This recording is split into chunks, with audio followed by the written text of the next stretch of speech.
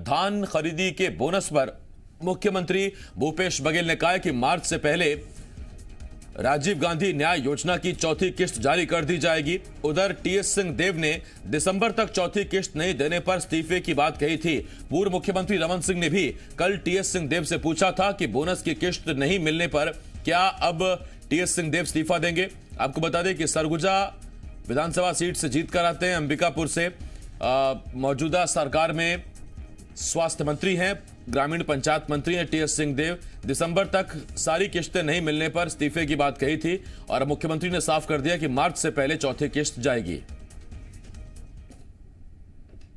4 किस्त में देने का फैसला लिया, जिसमें 21 मई, 20 अगस्त, 1 नवंबर और उसके बाद मैंने उसी दिन घोषणा कर दी थी कि इसे वित्तीय वर्ष के पहले ही इसी वित्तीय वर्ष में चौथी किस्त दे दी जाएगी, मतलब मार्च के। मैंने पहले ही घोषणा कर दी थी, मार्च से पहले किस्त दे दी जाएगी। मुख्यमंत्री ये बात कह रहे हैं और इस वक्त स्वास्थ्य मंत्री छत्तीसगढ़ टीएस सिंहदेव साहब हमारे साथ जुड़े हुए हैं लाइव। टीएस बाबा, बहुत स्वागत है आपका जी मध्य प्रदेश छत्तीसगढ़ पर। जी शुक्रिया। बड़ा धर्म संकट हो गया सर। दिसंबर में आपने कहा था कि अगर राजीव गांधी न्याय योजना की सारी किस्तें नहीं पहुंची, चारों किस्तों में 685 नहीं पहुंचे, तो आप इस्तीफा दे देंगे। मुख्यमंत्री कह रहे हैं कि मार्च से पहले चौथी किस्त पहुंच जाएगी। मार्च आने में 4 महीने बाकी है सर अभी। ये तो बचकाने वाली बात हो रही है। प्रश्न धर्मलाल कौशिक जी ने उस समय ये कहा था कि सरकार देना ही नहीं चाहती है, और उसी बात पे मैंने ये कहा था कि सरकार कटिबद्ध है देने के लिए और देगी। ये 1 महीने आगे पीछे होने से ये तो बच्चे लोग इस प्रकार से कहते हैं कि इस्तीफा दे दो, इस्तीफा दे दो, इसमें कोई तर्क संगत बात समझ में नहीं आती। मैंने तो अगर मार्च में उस समय अगर चौथी किस्त जाती है सर, तो इसका मतलब आप दिसंबर में इस्तीफा नहीं देने वाले अभी? नहीं, मैं बिल्कुल इस्तीफा नहीं दूंगा, क्योंकि मकसद इस्तीफा देने का तारीख का नहीं था। मकसद इस्तीफा देने का पैसे नहीं देने का है। अगर मुख्यमंत्री जी कहते हैं कि हम तो नहीं देंगे, जो पूरी 2500 रुपए की अंतर की राशि है हम नहीं देंगे, तो जरूर बात गंभीर हो जाती और होगी, कल के दिन भी होगी। अगर 2500 रुपए नहीं मिलेंगे, बात उसकी है। 1 महीना आगे पीछे हो, ये कोई बात नहीं होती। टीएस सिंहदेव जी, मेरा आपसे सवाल ये है सर, 1 दिसंबर से आप नए धान खरीदी करने जा रहे हैं और 1 दिसंबर से जब नई धान खरीदी होगी तो पिछली बार की धान खरीदी का बोनस दिसंबर से पहले अगर हो जाता तो सत्र फाइनल हो जाता। अब नई खरीदी शुरू होने वाली और पुराना पैसा अभी तक दिया नहीं गया है।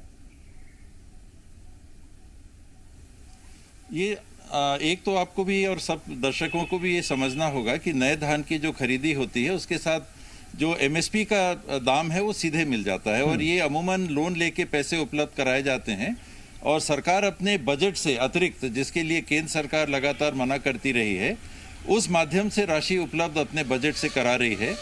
आज हमने उस समय ये नहीं सोचा था कि केंद्र सरकार जीएसटी तक का पैसा नहीं देगी। 8,500 करोड़ में से 350 करोड़ रुपए केंद्र सरकार ने अभी तक राज्य सरकार को उपलब्ध कराए हैं। तो ऐसी स्थितियां जब बनती हैं तो राज्य को अपने बजट से देने में थोड़ी दिक्कत हो सकती है। नहीं देने की बात नहीं है। अगर सरकार कोई ऐसी घोषणा कर दे कि नहीं 2500 रुपया हम तो देंगे नहीं, अब हो गया, नया साल आ गया जयराम जी, तब बात गंभीर हो जाती है। तब कोई इस्तीफे के लिए पूछे तो बात बनती भी है।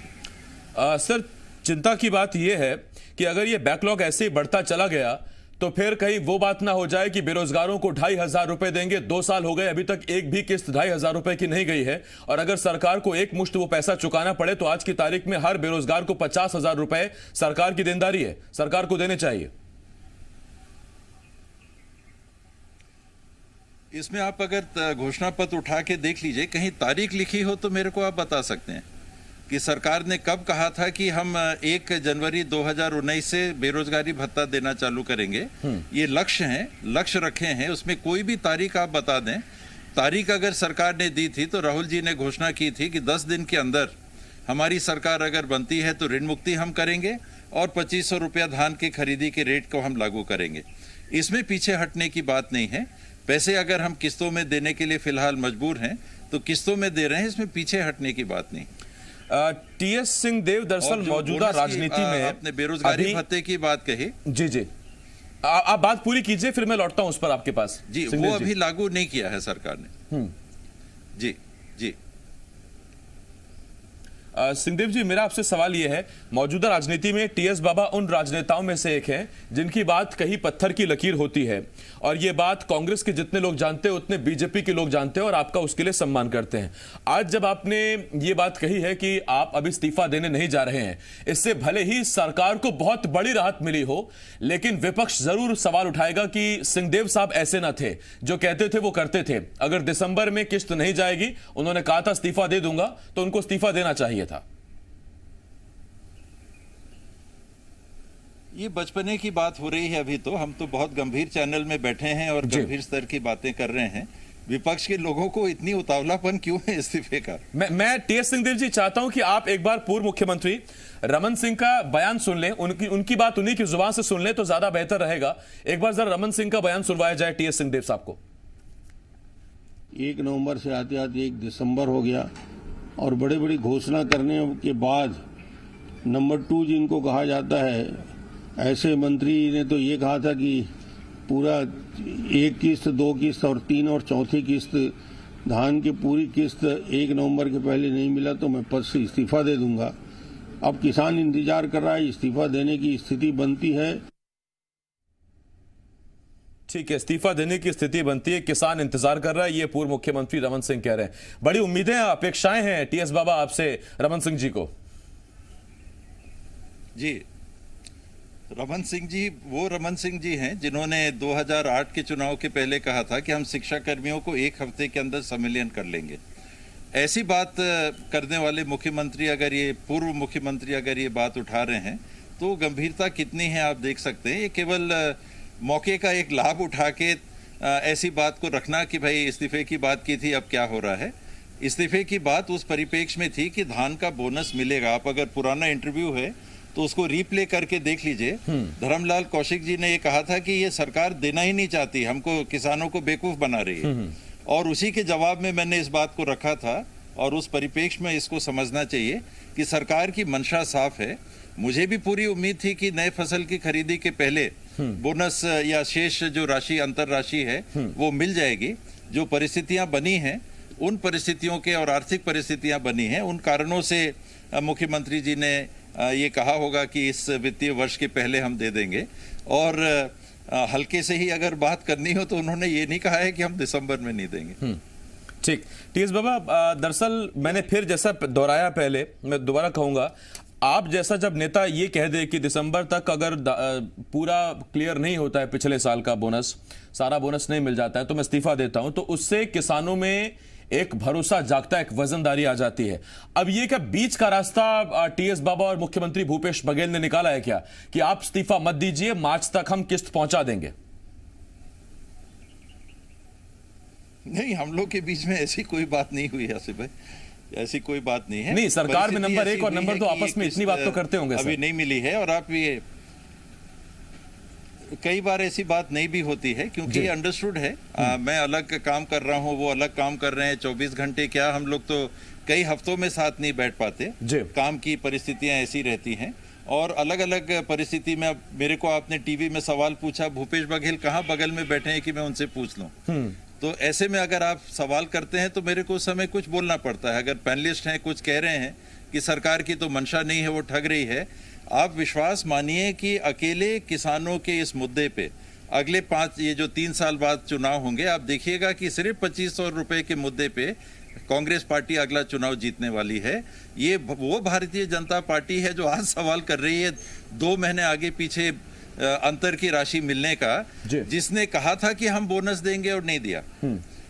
ये वही लोग हैं जिन्होंने अपनी बातें कही थी। तो अब ये परिस्थिति का लाभ उठा के किसी प्रकार के ऑकवर्ड स्थिति में डालना कि अरे टीएस बाबा ने तो ऐसा कहा था, अब इस्तीफा दो, इस्तीफा दो। पैसे मिलेंगे किसान को, और छत्तीसगढ़ के किसान को इतना विश्वास है इस सरकार में कि अगर उन्होंने 2500 रुपए की बात कही है तो वो देंगे। महीना आगे पीछे हो सकता है, 2500 रुपए मिलेंगे। ठीक, टीएस बाबा, मैं बस आखिरी 2 सवाल आपसे छोटे छोटे पूछना चाहता हूं। मेरा पहला सवाल आपसे ये, जो सेकंड लास्ट आप किसे कह सकते हैं, क्या 1 दिसंबर से धान खरीदी की तारीख तय करना आपके हिसाब से थोड़ी देरी हो गई? किसान को पहले धान खरीदी हो जानी चाहिए थी, आजकल में 15 तारीख में, 7 तारीख में, 20 तारीख में? आपको लगता है कि 1 दिसंबर थोड़ा लेट हो गया? इसमें बोरों की बात आ रही थी, सही पूछिए तो हैं तो हम लोग सरकार के हिस्से, लेकिन ये सामने डिस्कस नहीं हुआ। एग्जैक्ट पोजीशन क्या है मेरे को नहीं मालूम। आज ही मैं एक न्यूज आर्टिकल देख रहा था कि 15 करोड़ बोरे चाहिए थे, हैं हमारे पास, और 50 लाख ही केंद्र सरकार की जो इकाई है वो नहीं दे पा रही है। तो मैं जानकारी क्योंकि इसकी पूरी नहीं रख रहा हूं तो जवाब नहीं दे रहा। हो सकता है 10 दिन 15 दिन आगे पीछे इसमें अगर हुआ हो तो किसानों को थोड़ी असुविधा हुई हो। जरूरी ये बात है, अभी तो धान की कटाई भी चल रही है, पूरे धान की फसल आई नहीं है। 1 तारीख अगर सरकार ने खरीदी की तारीख नियत की है तो कोई ना कोई ठोस कारण होगा, वरना 15 दिन पहले खरीदने में कोई वैसे फर्क नहीं पड़ता। बोरों की कमी की बात जब हम लोग कैबिनेट में बैठे थे तो उस समय ये बात आई थी कि बोरों की कमी है, इस कारण से ये डिले हो रहा है। और सर, हमारे पास कई जगह से खबर है कि लुआई भी शुरू हो गई, आपकी तरफ से ये भी है कि अभी कटाई शुरू नहीं हुई। उस पर तो खैर अब 1 दिसंबर से होगी। और एक आखिरी सवाल, चूंकि आप स्वास्थ्य मंत्री हैं छत्तीसगढ़ के, चल रही कैसे 70% हो गया हो। जी, मैं आपसे जरूर सवाल स्वास्थ्य विभाग से जुड़ा हुआ पूछना चाहूंगा, टीएस बाबा। और मेरा आपसे सवाल ये, छत्तीसगढ़ में एक बार फिर कोरोना के मामले लगातार बढ़ते जा रहे हैं, और जैसा कि आपने आकलन किया था, मुझे याद है ये शायद जुलाई या अगस्त के आसपास का मुझे वो बयान आपका याद है, जब आपने कहा था कि आती हुई सर्दियों में कुछ केसेस बढ़ सकते हैं। तो केसेस बढ़ने शुरू हो गए हैं सर। हमने देखा है देश में कुछ शहरों में, कुछ बड़े शहरों में 3-4 दिन के लिए लॉकडाउन फिर लगाया गया है। कोरोना थामने के लिए सरकार क्या कर रही है? क्या लॉकडाउन की तरफ बढ़ रही है, आंशिक लॉकडाउन, या किसी और विकल्प पर विचार हो रहा है? छत्तीसगढ़ के 28 जिलों में ऐसी स्थिति नहीं है। लॉकडाउन के लिए तो अभी ऐसी परिस्थिति छत्तीसगढ़ में बनी भी नहीं है। चिंता हम लोगों को 3-4 जिलों की है, विशेष करके रायगढ़, चांपा, जांजगीर और कोरबा। यहाँ पर सामान्य से ज्यादा केसेस भी अभी आ रहे हैं और मृत्यु की दर भी यहाँ पर है। परसों ही टीम हमारी गई थी, एसीएस मैडम भी हमारी जो विभाग की प्रमुख हैं वो स्वयं भी जाने वाली थी। उनके ड्राइवर को कोरोना होने के कारण उन्होंने अपने आप को क्वारंटीन कर लिया था। तो रायगढ़, चांपा, जांजगीर और कोरबा, ये 3 जिलों में हम लोगों की चिंता भी है और हम लोग ध्यान रख रहे हैं। मरवाही में जहां चुनाव हुए थे और बड़ी संख्या में मीटिंग्स इत्यादि हुई हैं, उस